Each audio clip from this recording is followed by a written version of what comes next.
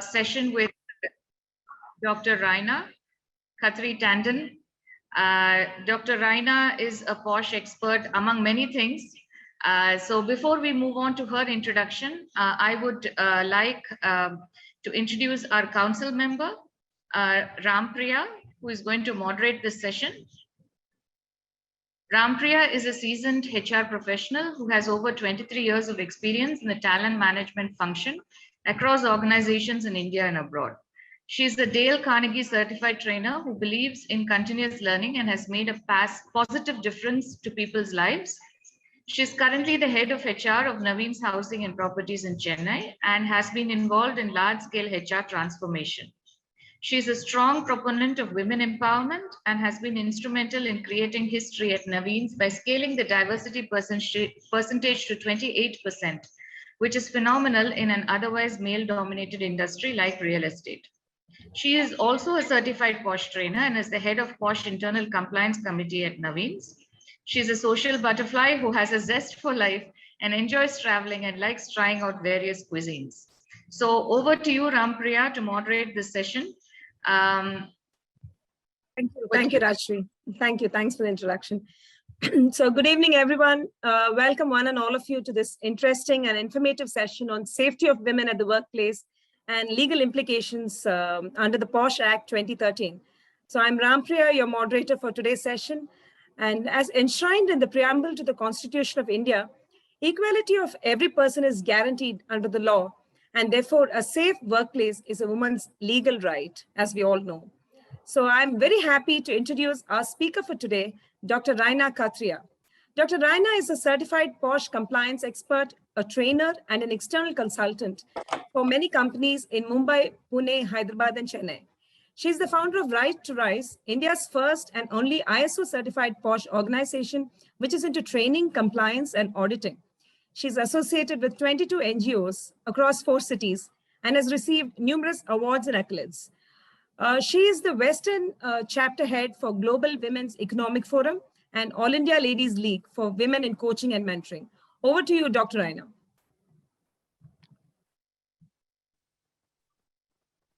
Thank you very much. A very, very warm good evening to everybody at Wiki Entrepreneurship Cell. Thank you very much, Abhirami, Vivek, and Dr. Rajshri for inviting me. And thank you so much, lovely Rampriya, for also hosting this. I'm really, really honored and great pleasure to be among this wonderful council to add value here. Thank you for having me. Great, Raina. So to begin with, I'm not sure how many people are aware about POSH. So if you could throw some light on what POSH is all about and how it originated. Because in India, it's caught up lately, I think, in the past 5-6 years, and organizations are emphasizing on being POSH compliant. Wonderful. So let's interestingly bring that up from you, Rampriya, because I'm sure you being a HR professional and making it really interactive for lovely members here and the viewers out there, you know some background about how this POSH came. So let's take it from where we know to where we are and get these facts right for everybody. Yes. Definitely, so definitely. Let me know what you know about it. Yeah, I'm actually, I got myself recently certified with POSH because my organization has got a substantial amount of women workforce in the organization. So we felt the need to be POSH compliant. So from what I know from my training with POSH, it's like I go back to 1992, where I would like to refer to the story of Banwari Devi, an NGO from Rajasthan, who was engaged with the state of Rajasthan, and she was involved in a lot of social activities. And one of that was, I think, she was involved in stopping a child marriage from happening. The child was hardly 1.5 years old, and it was an atrocity that was being committed, and she couldn't tolerate that. And when she intervened and went to the local authorities to complain, I think she didn't get any justice. And that omission probably incurred the wrath of the local goons. And she was gang raped, and unfortunately, and she didn't get justice. So I think Vishaka, the local NGO, and others had filed a PIL, a public interest litigation, against the state of Rajasthan. And that's how I guess that gave birth to Vishaka guidelines. Supreme Court had made a landmark judgment for protection of women at the workplace. So you can throw some light on that. So thank you so much for that. That was wonderful, Rampriya. And that is what the POSH Act does.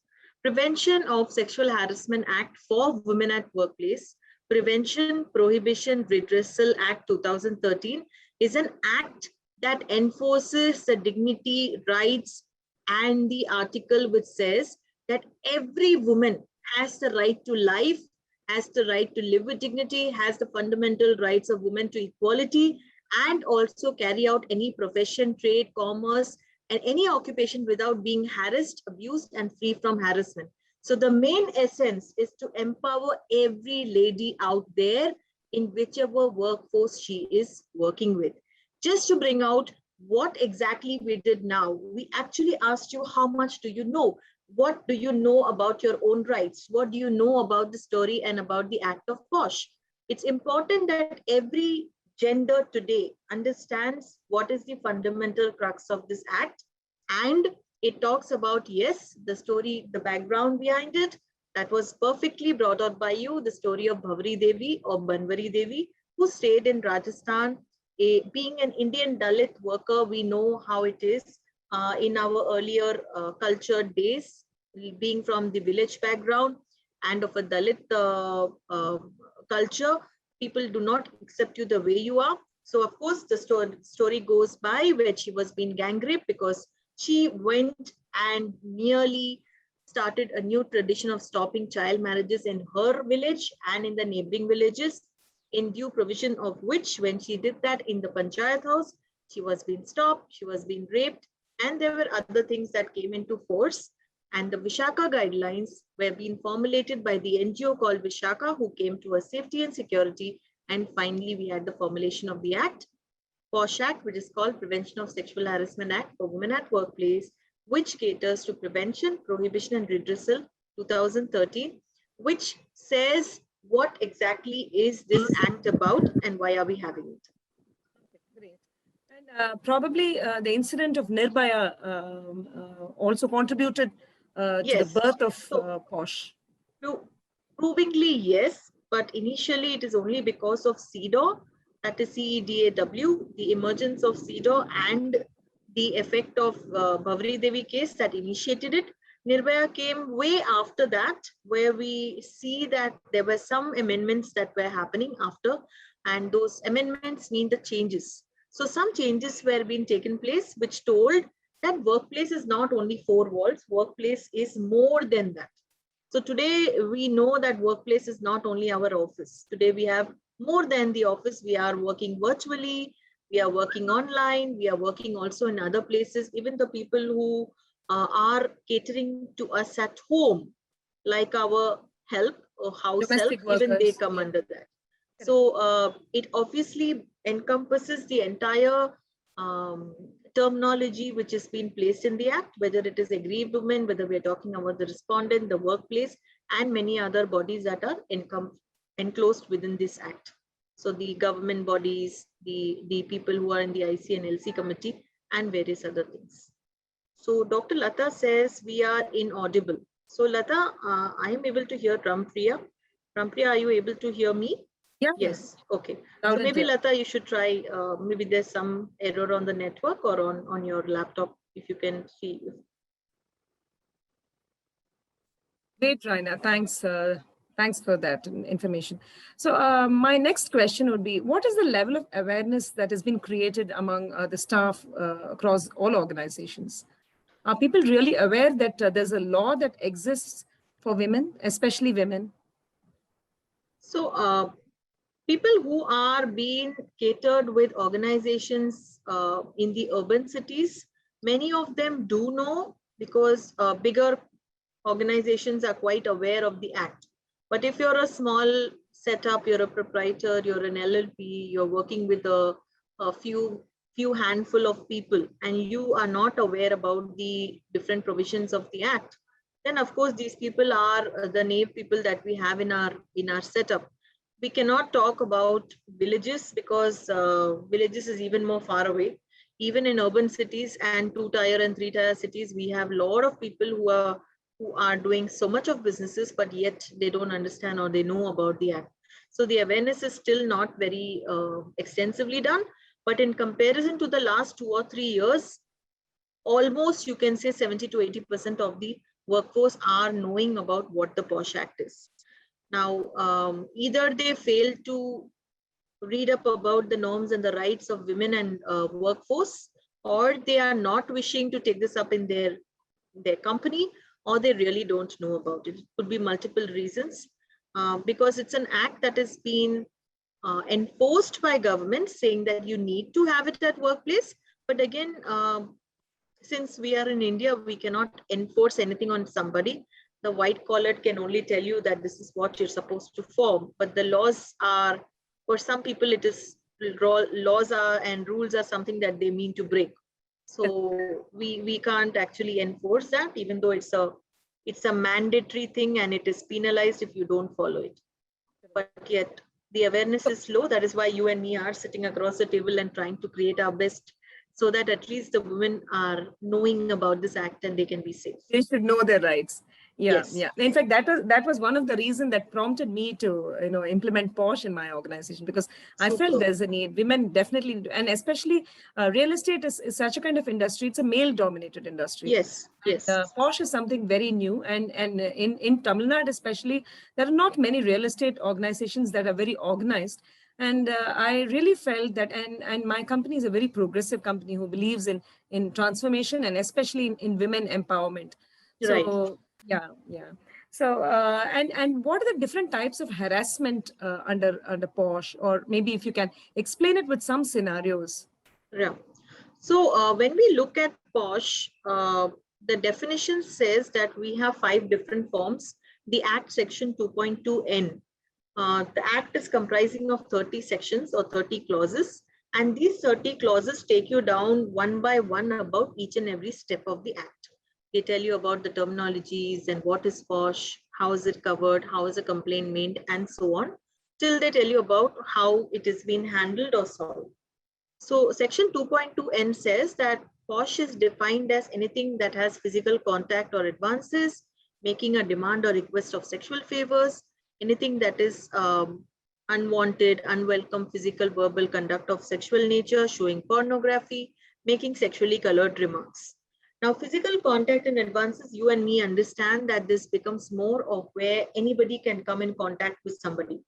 This can be also as a hug, as a handshake, coming too close to people, maybe patting, maybe nabbing, maybe even a contact through the eyes. We keep staring, leering, we keep touching people at unwanted areas. Even when we are shaking the hands, and we press either with 2 hands or 1 hand at the back, 1 hand on the thighs, 1 hand on the back.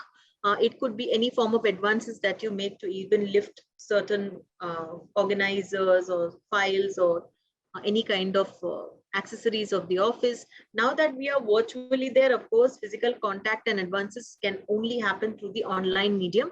So there could be ways where people are instigating you, or they are triggering you by some kind of an eye-to-eye contact, or maybe a wink, or maybe a comment, or maybe some sexually colored remark talking about the way you look, the way you are dressed, the way you are covered, your attire, your face, your smile, maybe your birthmark, maybe commenting on your hair, anything that is going to talk about your physical look or make a comment on your body shape, body type, body shaming, that's sexually colored remarks. Pornography, you and me know. Sharing any form of pornography, talking about it, putting it on the messages, putting on the SMSs, putting it on the emails, or showing it physically through any medium, also bombarding into the Zoom and doing Zoom bombing. That is somebody who just comes into your Zoom without your knowledge and shows unwanted elements which are not a part of your session. So that obviously means also provocating these cyber security norms. A demand or request of sexual favors. Yes, so a lot of experiences happen in this area where, people sometimes working in the office take advantage of the personal space and they curb into your personal space. Sometimes somebody may just walk up and say, why don't we go in for a coffee? Or why are we not looking at going out for a casual visit? Or maybe let's go down for a client visit, and then, there is a beach nearby, maybe we can have a walk around. Somebody just wants to have a date with you. Somebody feels that they can just take advantage by, while they are talking, getting to casual, patting you on your back or patting you on your thighs, or getting too cozy with you, or, getting you to have a drink, or maybe demanding you that if you don't do this, I'm not going to give you a pay rise. If you don't do this, I'm not going to increase your leadership role. If you do this, then you will get extra benefits. If you don't do so, it's like either a demand or a threat or a force, or somehow getting you into a situation which you really don't want to. So that's also another form of what we call quid pro quo. That means this for that. You're asking a favor or a demand or a threat in return of something. And mostly this is happening even now, even in virtual spaces, because that is where sometimes a person gets too close to you and he says, you have been working here for so many years, so you know how promotion happens, right, Rampriya?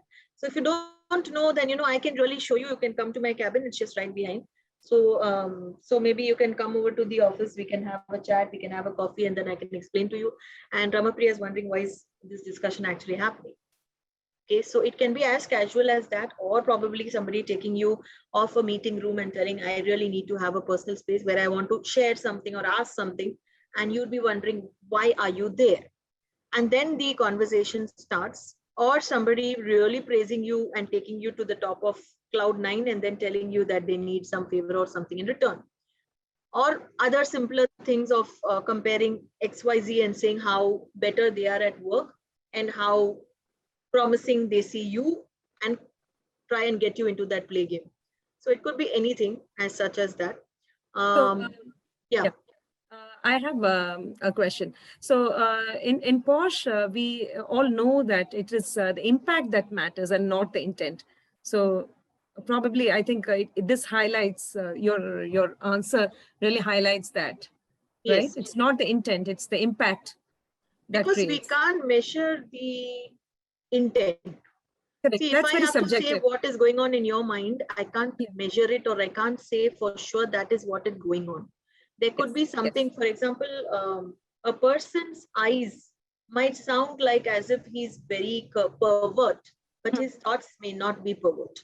Somebody might be glaring and staring at you, and you might be thinking, this guy is very wrong-minded, or he's really trying to do something to me, or he's really interested in me, but he might be thinking over some thoughts. So it is very indecisive of you to find out what exactly is happening in the other person's mind, or is he truthfully trying to hurt you by his wrong ways. So we say the impact that is created by anybody who does sexual abuse or sexual harassment of any form, where the sexual intent is being prominently seen, the impact is more important, because the other person starts feeling uncomfortable, even if the intent is not there in the respondent's eyes. It could be male or female, because abuse or harassment can be done by any force, any gender. So it is not like only ladies do it. Yeah. And I think we as women, we have the sixth sense sometimes, that comes in play. Yeah, nowadays, I would say, if men have 6 senses, then we have 7 senses. They have 7, then we have 8. I don't know how many senses. I will not be able to define that properly. But with the increase of 22nd century setting in, I think even the youngsters have a lot of senses. So I won't say we have 6 or 7. I think Dr. Deepa and Dr. Rajeshri will accept with me. They have better senses today, kids. Okay, they actually know when mommy or daddy really wants something and why have they come to us. So 6 senses, so I won't say they have more than 6. So if I will only say if men have 6, then we have 7, because somehow God has very, very creatively defined a lady, and she knows where to draw the line between her dignity, her rights, her respect. And that is what the law is enforcing again and again. It's a very, very beautifully done act. And when people come and do our certifications, the first question they ask is, since we are an ISO certified accredited body, who issue course certifications to individuals and a lot of corporates where there are HR professionals wanting to also equip themselves with regard to the law. We make it very particular, even if you're not from the law background, how innovatively we can teach you and enable you to become great legal practitioners. Because Absolutely. it's very important that you keep the essence of the behavioral, the attitude, the knowledge, the skill that you need to implement. It is not about just coming and doing a course and walking out, because that's not what we intend. If you're here to create a change, it has to be a change in the mindset of everybody who's around. Not only categorizing it as a feminist law or a female-oriented law or only why support women. It's not about only women. Today, a lot of men undergo the abuse and harassment, and we are very, very gender neutrally operating in the companies where all of them are being taken care, including the other genders that we have, like LGBTQ, plus, asexual, bisexuals, and many others. So it's all about just creating that bridge between each and every one and creating a safe, ethical, conducive workplace for everyone. Absolutely, because it becomes a woman's legal right to be working in a safe workplace. And yeah, thanks for that. Thanks for bringing that out. And you have rightly pointed about this quid pro quo. And how about this hostile environment? How does one operate in a hostile environment? So how does one operate? That shows an amount of resilience. Because if your question is how, then you, me, and everybody is operating some part of our life we have operated. And the word hostile itself means that it's a not very friendly environment. Okay. How much ever we try, India is still, after its independence, not reached where we are. We are always saying we are a progressive country and not a progressed country. But why we are saying that? Because deep within, if we look at the kind of growth that we have, it's only because we are not able to change our mindsets. When we talk about this law, it's always about thinking, even though I have a culture that I follow, I am born and brought up in Chennai. I understand the culture that people over there carry, and it's very different from the North Indian culture that I'm born and brought up. Okay, every culture has its own built system and the foundation, and that foundation is built by the kind of people that brings it above from the time we have grown, and the people, they follow it strictly. And why are we following strictly? Even when we know we don't know why we are following, sometimes we still follow, because we have that respect. Now, with the same respect, nowadays, when we transfer that knowledge, that culture, that respect in our children, we fail to bridge in the questions that they bring up. And that is a time when we have to teach them, hey, today I have boys, that does not mean I'm a very happy-going mother, okay? I have 2 youngster boys. Does that mean that I am safe and I don't have to worry about the posh law? No, I'm supposed to teach them how they need to respect their grannies, their wives, their mother, and everybody who they come across. I don't need to worry about other mothers who have girls. In fact, they should be happy that if I'm teaching and doing my work, then their girls are safe, right? So I should equivalently feel responsible towards it. And I should not be waiting till my husband comes and tells me that, this is my duty. You shouldn't be telling them about all this. I am supposed to do that because as a mother, that's my role. If every individual, no matter he's working, not working, knows about this, every society starts thinking responsibly about this, do you think you will have hostile environment? That environment will never exist. Why does a hostile environment exist is because of our society ways, because we are very stringent about some things in our culture, some things in our heritage that we blindly follow without questioning. And it's not about our elders, it's not about the culture we have followed. It is about now understanding that, we have respected them, trusted them, and done it. But now we need to little mend our ways, because 22nd century is not the same as you and me were brought. Okay, we did things because we were very respectful. But nowadays, people need answers for that. And that's when we have to tell them, look, this is what we did, but systems are changing. Now we have a bathroom that can be used by both boys and girls. We had 2 different things because this is the thing. And if they ask you why, Suddenly you tell them that boys are equal, girls are equal, after telling them boys and girls use different toilets when they were very small. Now you tell them they are equal. Let's believe in equality. Let's begin in SDG goals. These are nice big words to hear, man. Coming down to home and home, mother and father and son, we need to give them explanation of whatever all these big things look like. We have to tell them, as much as you are allowed to do things, she is allowed to do things. As much as you are allowed, there is nothing like only blue and green and pink rooms. These are again built by us. I don't think I've ever painted my walls pink for my boys or for my girls, or blue for my boys. We have pastel green, and that's the color we all love. We have blue in the other rooms. We have pale yellow. Okay, you don't have to create some weird things, because what happens is when one person starts following it, everybody else follows it blindly. That's tradition and fashion. Mentality. Yeah, but we don't think, because we are creating that culture for the generation to come. That itself will create the hostile environment. Hey, don't come into my room because you're a boy. Hey, don't come into my room because you're a girl. Boys are different from girls. That's what I've been taught. And then after school reopens, we do gender sensitization, we do equality trainings, we're doing POSH trainings, we're doing POSCO trainings as young as children. Then we tell them that, all of them are equal. They are confused all the time. Then when they go into the colleges, we start the other trainings. Then we go into the workspaces. By then you're already having a set mentality that boys are bigger than girls, girls are under the boys, wives are supposed to listen to their fathers, mothers, their fathers, their husbands and everything. So how can you change? I have a question. Is it a patriarchal system that we have been having for years, the last, say, 100, 200 years? We are used to a patriarchy.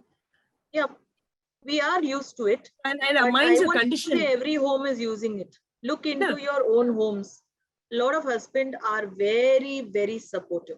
Okay. And I would like to, Rajshri has a point. She says, yes, patriarchy supported by women is worse. Absolutely. Yes, that is a very true point. That's what I was coming to saying next. It's not patriarchy by the men nowadays. Men are very, very beautiful people. Okay. It's not sometimes because of them that we have this patriarchy. It is sometimes because of women versus women. A woman doesn't want another woman to grow. And sometimes she creates the differences over the men, and the men are then overpowered. Otherwise, I think they understand that their wives need an equal space. They have given you the freedom to go work. They have given you the freedom of having maids. They have given you the freedom of even supportive children. I think all of them take care of the home, and we've had millions of instances. I'm not going to take up movies and scenes and all that we are getting influenced by Bollywood.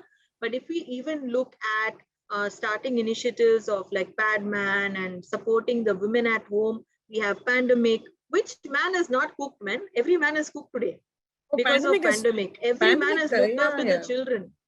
Every man is supportive. The only thing where they don't find you growing, or they don't allow you growing, is because you have drawn that line.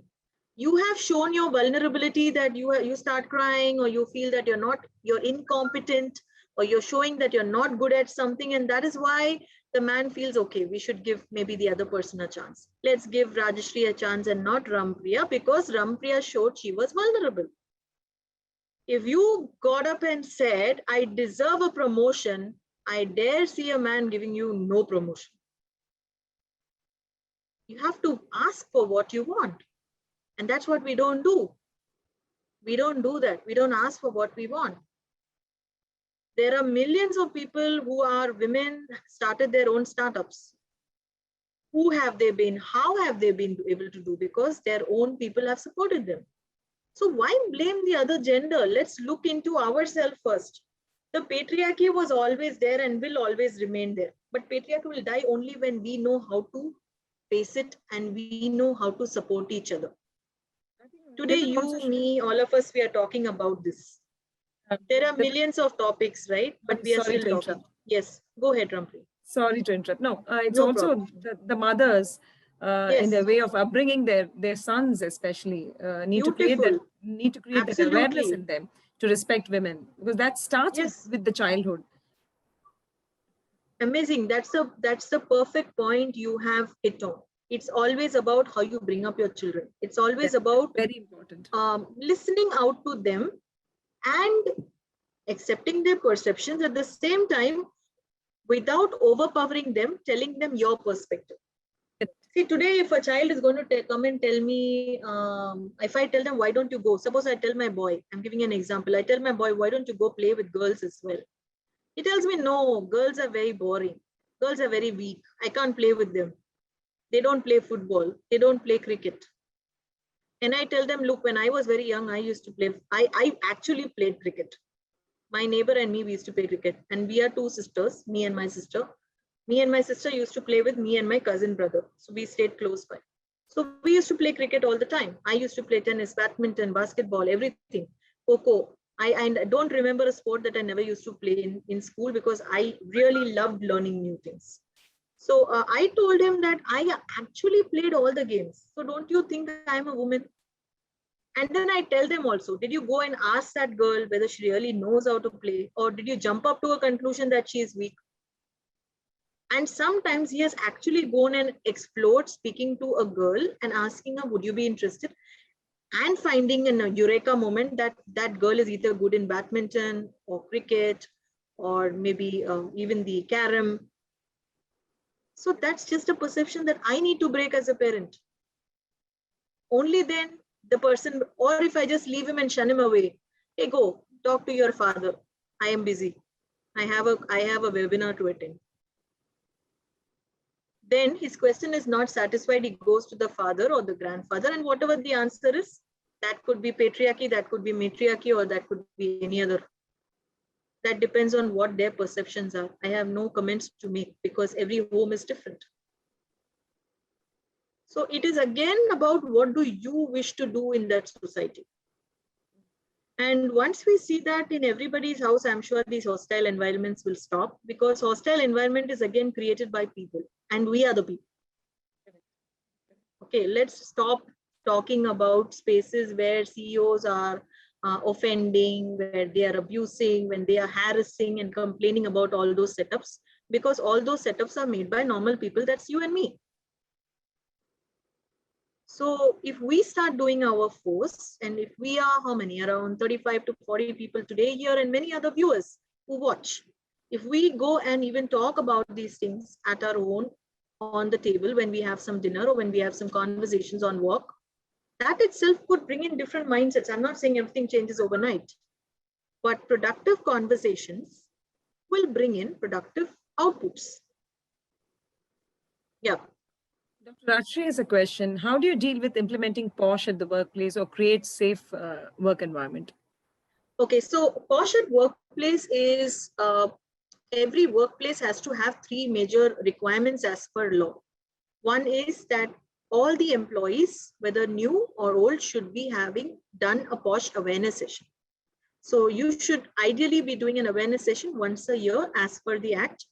But as per a suggestion, we generally say every 6 months. So maybe twice or thrice based on the culture of the organization and how do they want to equip their employees, they do it. The second thing is creating a safe, neutral policy.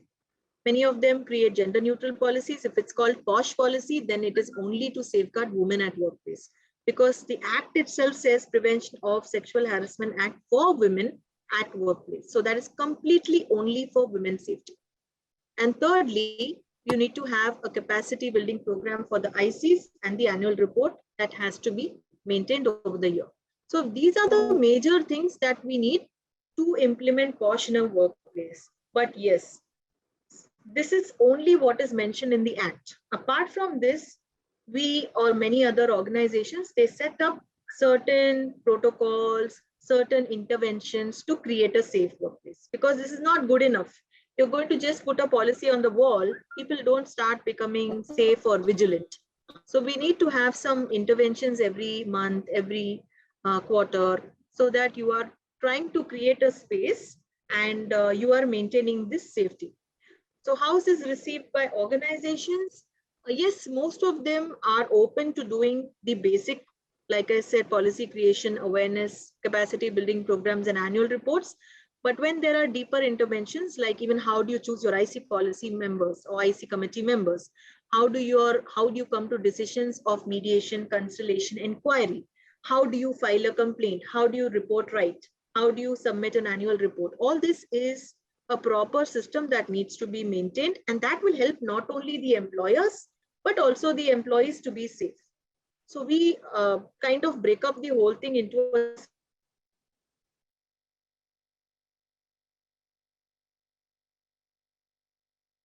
I think, Raina, we lost you.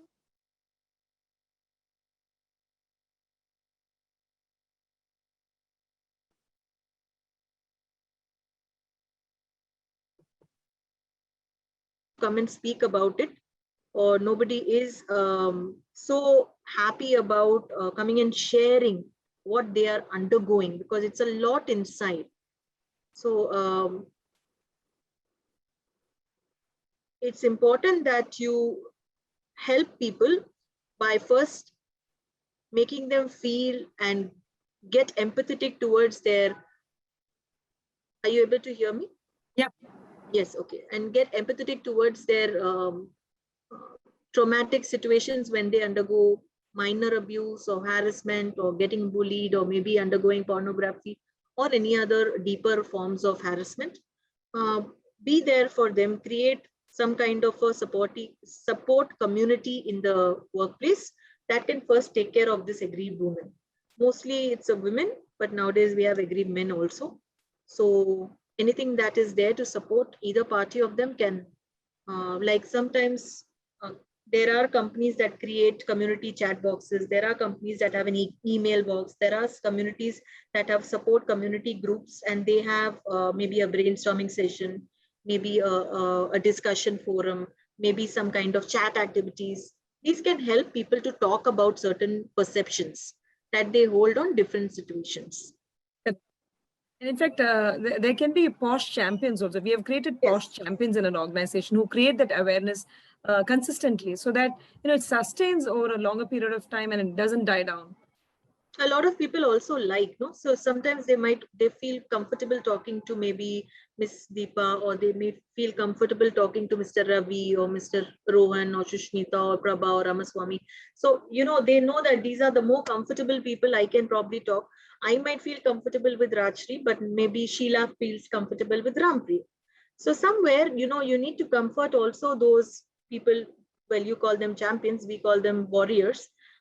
We call them POSH warriors or POSH enablers. And these are people who are kind of helping not only the IC committee, but they're also helping the folk, the entire employee folk. And this creates a stronger system rather than just creating a committee and creating the fear that, okay, if you're going there, then there's something wrong with you. So that's not the ideal way of working and creating safety. Yes. Yeah, good. I have another question. So what is consensual relationship under POSH? So consensual relationship also is about one more important following, that is non-dating policy. How does a relationship form? I'm sorry, we lost non-dating. you. Non-dating policy. Non-dating policy. Okay. I'm just putting it for you here. Okay. When you have a consensual relationship, so how does a relationship actually happen? It's about 2 or 3 people. When they are talking, they're intervening, they start to get too cozy or they start to get too close. They find their discussions very interesting. It can be as a very small thing like 2 friends meeting each other very often, or 2 friends sitting on a coffee machine, or 2 friends sitting on discussions very often. And then you start to probably have closer likability, or you're traveling together or you're moving together, and that's how a relationship starts. Very small relation to a very deep relationship. Now, how do you draw the line there? Consensual relationship itself, the word itself says that you are consenting to whatever has been done by the other.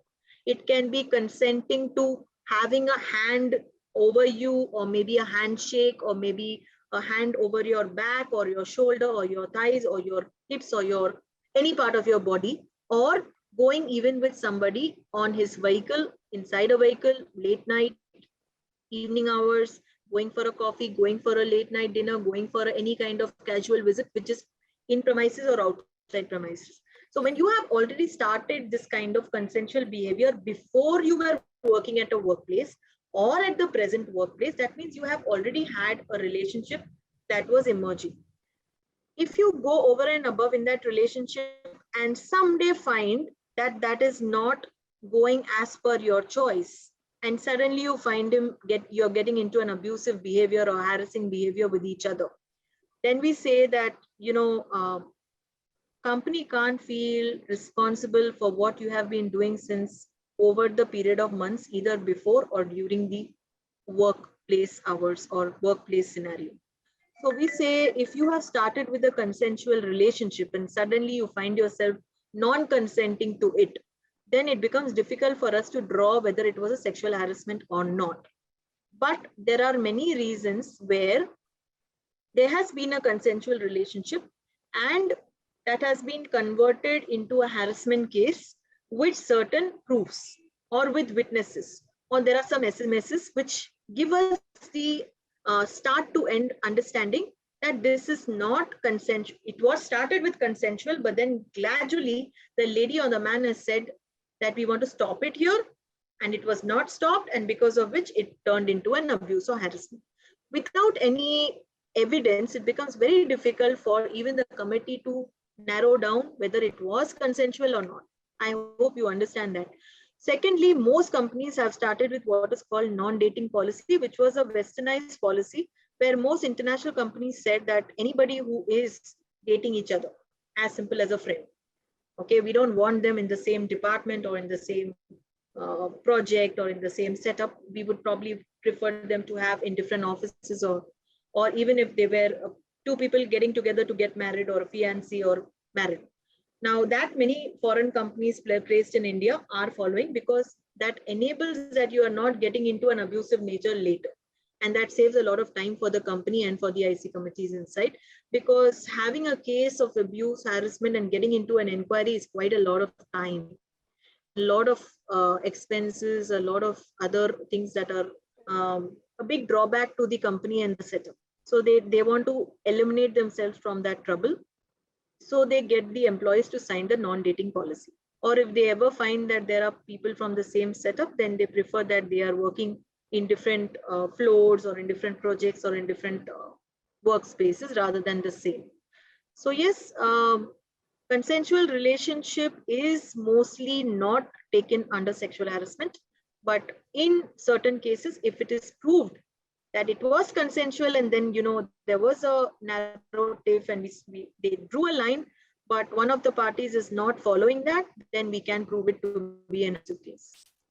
So it's very, very situational and very, very prone to whatever we can get as evidences or witnesses, either people or anything on SMS, MMSs, anything on written format, which can be proved, or any kind of other evidences. Thank you for that. I think we can invite some questions from our participants on the chat box. Please. Sure, that would be very good. Yeah, participants can now pose their questions in the chat box. Are there any challenging stories you can share? This is a question from Dr. Rajshri. Yeah, so there are many, Dr. Rajshri, that's a very good question. I appreciate you bringing that up. Without taking any names of the cases, I'll just bring up the scenario. So many a times we try to save with one instance. So what the principles of natural justice for the Prevention of Sexual Harassment Act says, that we have to hear both the parties well. Okay, we just can't jump to conclusions that the male or the female is right or wrong.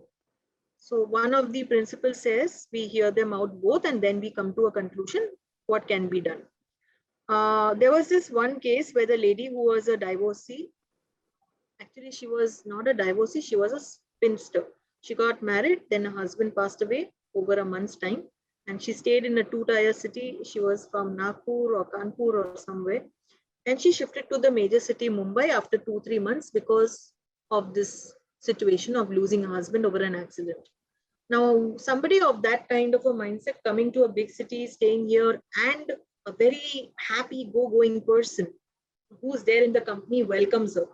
He comes too close and he wants to hug her or he wants to welcome her to the company. That may not be accepted by every lady. So initially it was not very happily accepted, but she left it because he's over 65. There's a man who welcomed her like that.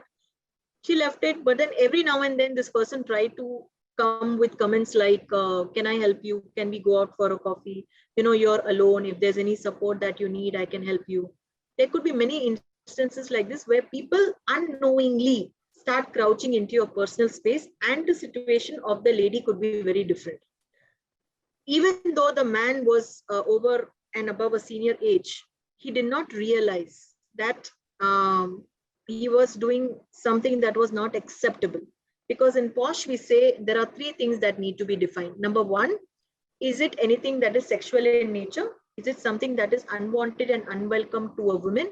Third, is it something that is creating any abuse, harassment, or is it something that is something not acceptable to the lady, again, non-consensual? Okay, so the man was called by IC committee because the lady submitted the complaint to IC. This man is getting too close to me and asking me to come over the coffee or to, if there is need. And I am not somebody of that because I have lost my husband. So we did tell him that, you know, what he was doing is wrong. Unfortunately, the only thing that we told him is that he has to stop, and he was very habitual to doing that. So we had to just tell him, because it's a zero tolerance act, we had to tell him to leave. But she was not happy with that, and she went and appealed on to the court of law. And when we were called there, obviously the court generally, when the appeal is done, they go through all the documents. When the documents are being seen, they generally check whether everything has been handled as per the provisions of the act.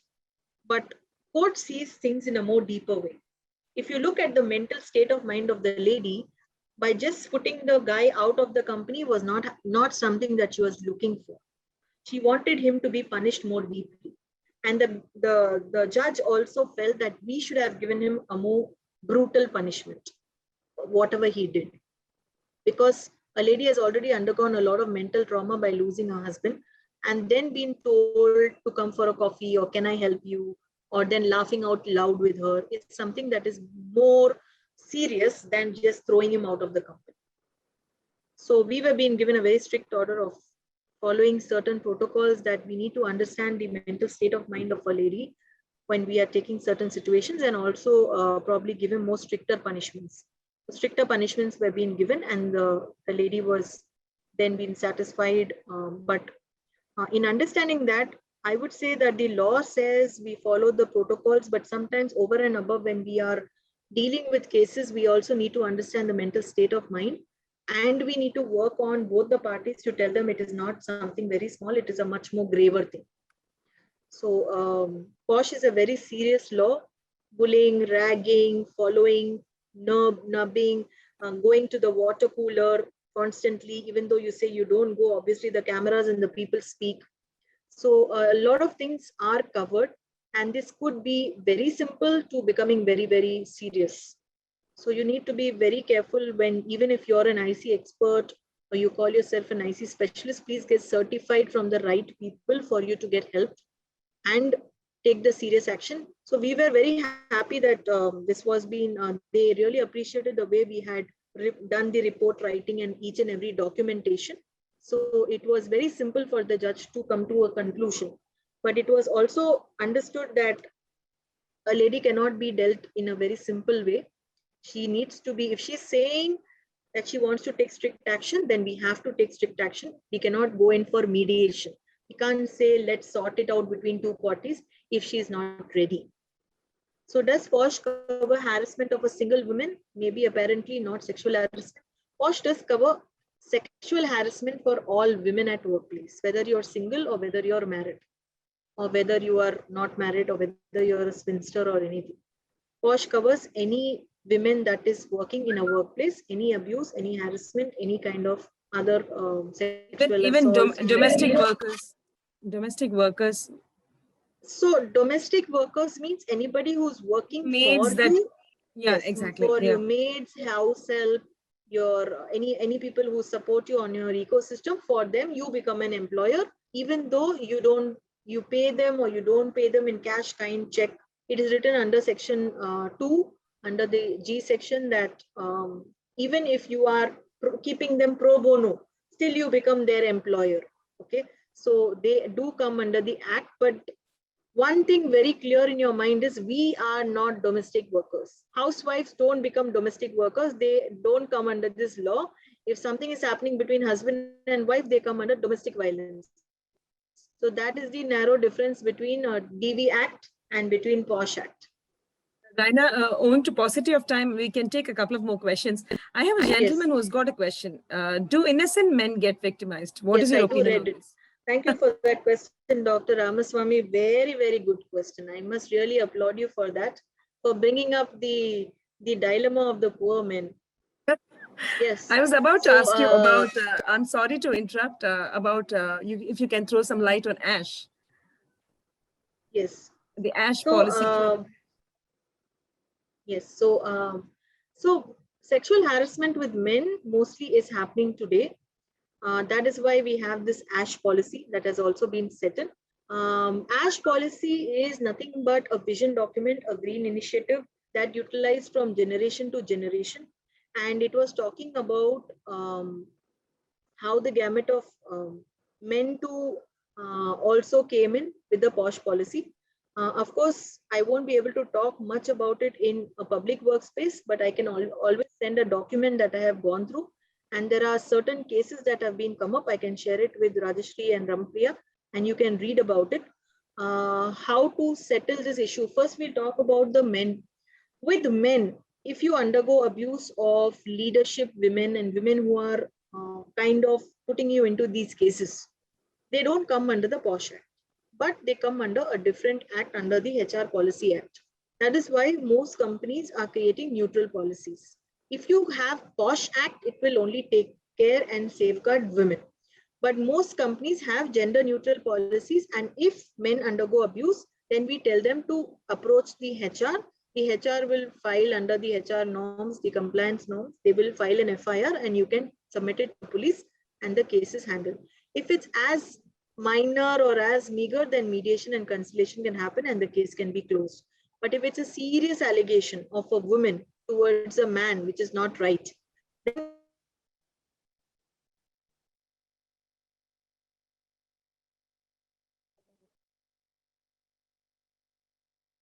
I think we lost you, Raina.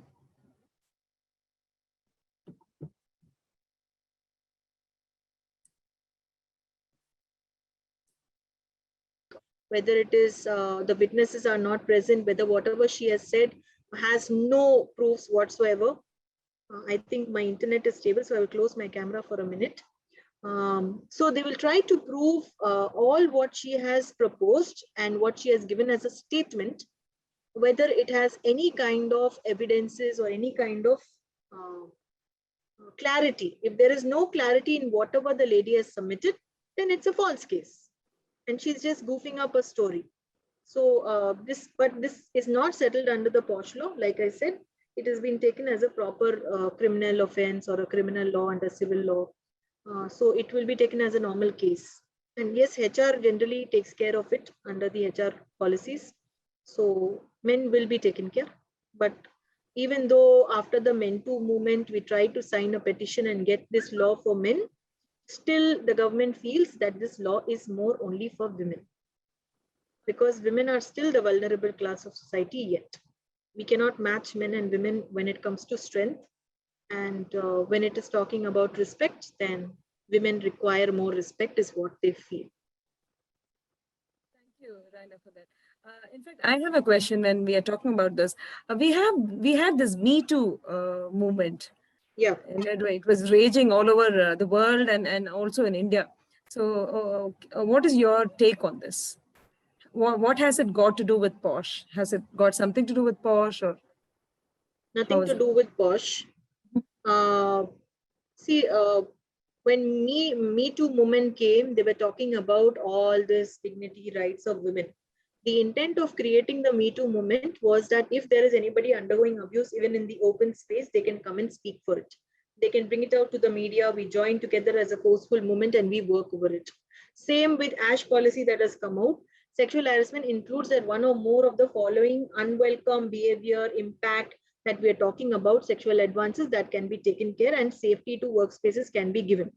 Ash policy also is a big concern in many bigger corporates today because it's become the talk of the town. But when we are talking about these, we fail to realize that this becomes like a joke to most of the people out there. Now, that is what should not happen.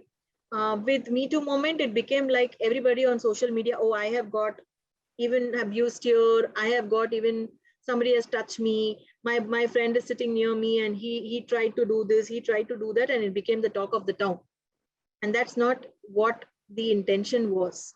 With Men Too movement, yes, a lot of men who felt that they have been empowered by these so-called empowered women came out. So there were some genuine cases, but then some of them who tried to laugh it away like a joke. And that's not what the ideologies of both the movement were. There were many cases that reopened which were there prior. So it was very supportive, but it died out fast because the authenticity and the seriousness behind the entire attempt was lost. So that's why, we couldn't do much about it. And like I said, we wanted to help even the men by putting it over the policy. But if the government feels that it is not the right time, it cannot get approval, then we cannot enforce having the men also on the POSH Act. So in the current work from home, does the concept of workplace cover the home? Interestingly, Radha, if you read the act is available, downloadable on the Ministry of Women and Child site. And every state, so Karnataka, Maharashtra, Noida, every state has its own commission of women and child. If you Google up, you will find Ministry of Women and Child for Tamil Nadu, for Karnataka, for Telangana, for Noida, for everybody. And there they have this POSH Act also. If you look at the act, we have seen that, so your question was whether the definition of workplace is still the same. The definition of workplace is very creatively defined that any workplace, okay, any workplace that is either a setup, an online, an offline, any workplace where people are working, they need to be covering under this, specifically any abuse that is undergoing. So even prior, anybody who was on a call, anybody who was on the email, on the Zoom call or any other virtual call also were being covered, because abuse is abuse. Whether you do it physically or verbally, it's the same. The only difference, it becomes more difficult to prove. And how people are proving is probably they're setting up systems where every meeting is being recorded. Every meeting that is important with clients is being recorded. Every meeting that is to be done, if you are not sure that the other person is not maintaining safety protocols, get it done on a Google Meet or your own LMS systems or things like that, rather than getting it done on Zoom, because Zoom is an open platform. So a lot of people don't prefer other public platforms. They have their own systems, their own portals, and they have maintained their cybersecurity protocols on that. LGBTQ person through POSH, LGBTQ have their own laws called the LGBTQ Act. They have their own norms through that. But yes, if a person is working at a workplace, he will be covered under POSH laws, but anything complex will be taken under LGBTQ laws. POSH, he is covered if she is a woman. So if she is more inclined towards a woman inside, then she will be covered under the POSH laws if she's undergoing abuse. Otherwise, she will come under LGBTQ laws. In fact, that's an interesting question from Dr. Sujata in continuation of this LGBTQ question. Does the POSH team need to have men in their jury? Okay, very nice question. So as per section 4, we know that the POSH has to have certain members. If you are having a company more than 10 employees, if you have any company with more than 10 employees, you have to have a committee called the IC committee, which is internal committee. Internal committee has a minimum of 4 members. Who are these 4 members? There is presiding officer, there is 2 women members, there is 1 male member, and then we say also an external member is required. As per the policy, we should have 4 members, but we always feel that there should be at least 5 members, because the justice becomes easier for you to do if you have an odd number of people. Okay, because if 2 people are going to be telling yes, 2 people are going to be telling no, then it becomes you get stuck. So the minimum strength of any IC that you see across India, everybody who's operating as a legal practitioner, we keep a minimum number of 5, which includes 4 people from the company, 1 is external. It is said very clearly in the Act, all these members have to know the law well. It doesn't say anywhere that you need to have a lawyer or an advocate or a doctor or anything. It very clearly says that the presiding officer and the other members should know law well, should have either worked with women organizations for a period of more than 5 years or more, should have been somebody working with social welfare or social work and child development in districts, and should have been working with anything to do with law or legality. That gives them the knowledge of equipping with this Act. So that's what we say. But a certified professional is always better. So people prefer whoever they feel comfortable, either an NGO expert or a certified professional or a law expert or an advocate or whatever. Topmost person, chairperson, should be 100% a woman from inside the company, then a male member, 2 women members, external member.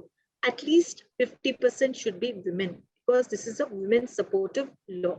So at least 50% should be women. So yes, 1 male member is compulsory. The presiding officer should be women, external member should be a male or a female. That's your choice. But yes, keep more than 50% women, 60%, 70%, 80%. So that includes that at least 1 man should be there. Because even the men have a choice to go to a man. Don't you think that's at least something that we can do for the men folk? Fair. That's fair enough. Thank you, Dr. Sujata. I hope Dr. Raina has answered your question. So thank you so much, Dr. Raina, for spending time. And it was a great, insightful session, I would say. And I'm sure all our participants and Wiki Council members will agree with me on that. And over to Prabha Dikshit for the vote of thanks. Prabha, over to you. Thank you so much, firstly, to Dr. Raina. I think we began, it was lovely the way we began by, first of all, looking at the genesis of POSH itself, where it all began. It was lovely to see how it was such an organic beginning. The whole thing came out of a problem that was a serious problem that needed a more systemic way of looking at how it can be addressed. And I think we've covered a huge, broad spectrum of things today. We began by saying that it was POSH, but then I think over the last 1 hour got to understand that this is not just about women's right or women's safety. We need to be looking at safety and fundamental human rights. So to look at how it's so important to look at policy systems and processes as an organization. And I think your point on gender neutral policies was something I think that was very, very relevant. The other aspect was about how sometimes, advances can be covert. They don't necessarily need to be overt. So recognizing that this can even happen in an online world, now, especially since many of us are working from home, the interactions qualify for whether something is acceptable or not, and it does not have to be in a physical workplace setup. I think those were some very, very important key takeaways. And I think along the way, touching on how we are so conditioned by our mindsets and the belief systems that we so strongly hold over the generations. I think that conversation between you, Dr. Khatri, and Ms. Rampriya, I think it was just so very, very beautifully steered. So I have to say, both of you took us through something that's very heavy, but you took it through with such simple everyday examples and simple use of language that I'm sure that even if we had no prior exposure or understanding to this, it's something that is certainly a huge wake-up call to all of us. So thank you so much for taking us through this wonderful conversation this evening. And over to Ms. Abhirami and Dr. Rajshri. Thank you, Prabha, Rampriya, and Dr. Raina. Very, very, as Prabha rightly said, it's such a sensitive, very deep subject that affects all women, at some level or the other. And I think it was very deftly held by both of you. So beautiful session. Thank you for your time, and look forward to more interactions. Thank you. Thank you so Thank you much. so Thank you, much. Dr. Raina. Thank you, Dr. Rajashri. Thank you, Abhirami. Dr. Grateful to Rajashri. each and everybody. You can always stay connected. I've just left the details with your president, and in case there's any help of any ways, if people are stuck, please be there, stay safe, and stay blessed. Thank you for the honor. It was really a pleasure to be here. Have a Raina, nice evening. you're in Chennai, we meet, okay? Yes, surely we do. We will. Thank you so much. Bye. Thank you. Thank you, everyone. Have a nice evening. Bye-bye. Thank you. Thank you. Thank you. It's a beautiful session.